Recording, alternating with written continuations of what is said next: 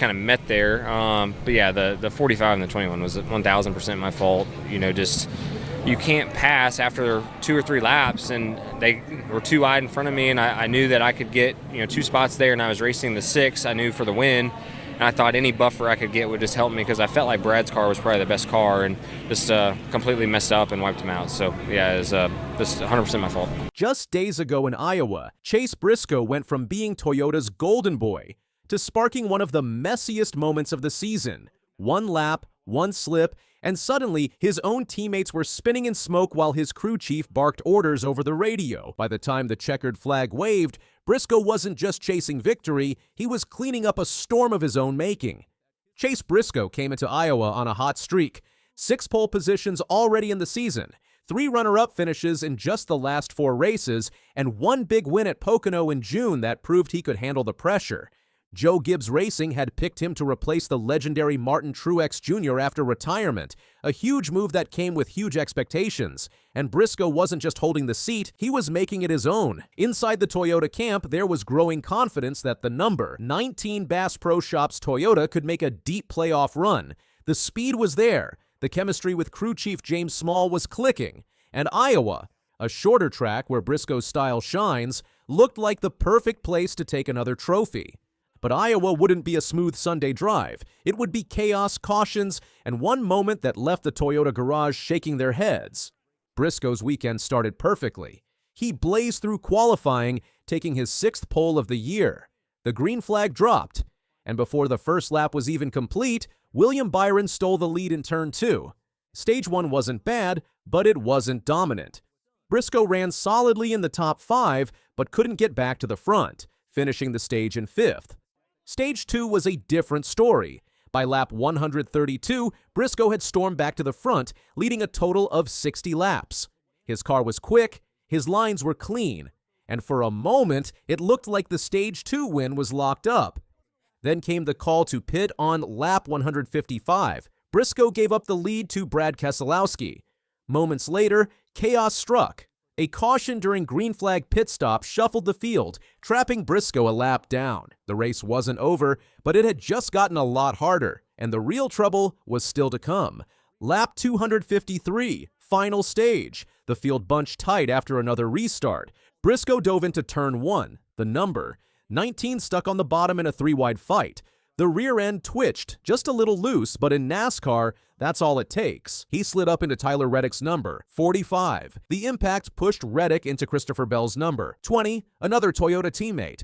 Both cars spun across the track in a cloud of smoke, while Briscoe powered away untouched. It wasn't just bad luck, it was a direct hit to Toyota's playoff hopes. Reddick and Bell were both running strong inside the top 10. By the time the mess was sorted, Bell limped home 17th, Reddick 19th. It was one of 12 caution flags that day, a record-setting 57 laps under yellow for the new venue. But this caution hit harder than most, and what Briscoe said next over the radio, that's when the whole situation took a turn. As soon as the track went yellow, Briscoe keyed his radio. His voice was clear. "Tell Bell sorry about that. The 77 was pile driving me." Briscoe wanted his spotter James Small to pass along the apology because that was 1,000% my fault. But Small wasn't having it. His reply was sharp, full of fire. "Put that SWAT behind you and focus on winning this fuckery race." In that moment, it was obvious Briscoe and his crew chief were on completely different wavelengths. Briscoe was thinking about the damage he'd caused to teammates. Small was thinking about the trophy at the end of 350 laps. And while the radio went quiet after that, the fallout outside the car was just starting. After the race, Briscoe stood in front of cameras and repeated his apology. He named Reddick and Bell directly, calling it a boneheaded move, and saying he ruined their day. But one name was missing. Earlier in the race, Briscoe had also been involved in contact with Erik Jones. That tangle went unmentioned in his apology. Jones's crew chief, Austin Pollock, didn't let it slide. On social media, he posted, "Think we had a top 8 car today. Thanks to @Chase Briscoe for just cleaning us out." On to @WGI, Jones himself called the race strange and hinted that the cautions had thrown their strategy out the window. But between the lines, the frustration was clear. Inside the Toyota camp, the Iowa race had turned from a strong team showing into a reminder that even teammates aren't safe when the laps wind down. Despite it all, Briscoe wasn't done fighting. After the lap 253 crash and several more restarts, the number 19 kept climbing. He worked his way past Keselowski, past Blaney, and locked his sights on William Byron.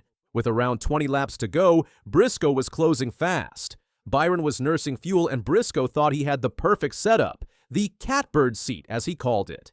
Then came the wall of dirty air. Stuck behind lapped traffic, Briscoe's momentum stalled. He'd seen it earlier in the race and now it was happening again.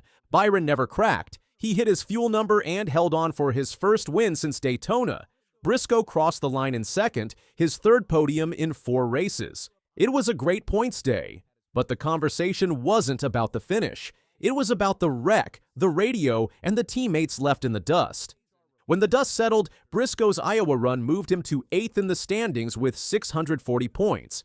Just ahead of him, Ryan Blaney, sitting 7th with 665. The margin, only 25 points, is small, but in playoff math, every single point matters. Briscoe knows it. He's said it himself. A stage win or a race win could be the difference between making the championship 4 or going home early. Blaney has been consistent all year. Briscoe has been faster in short ovals like Iowa. The next tracks, Watkins, Glen, and Daytona, give both drivers a shot to take points off the other.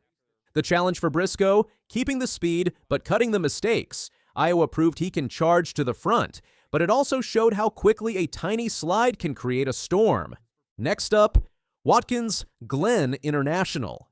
In 4 career starts there, Briscoe has 2 top 10 finishes, including a career-best 6th last year. The track's fast, flowing corners suit his aggressive style, but it's also a place where one mistake can send you into the grass. Or worse, into the wall. The eyes of the garage will be watching, not just to see if Briscoe can win, but to see how he races his Toyota teammates after Iowa. Will he be careful, or will he keep pushing the edge? Either way, one thing is clear. Chase Briscoe isn't just driving for points anymore. He's driving with something to prove to his crew chief, to his teammates, and to the fans who saw Iowa turn into one of the most talked about races of the season. And when the green flag waves at Watkins Glen, every lap will be another step toward redemption, or another headline waiting to happen.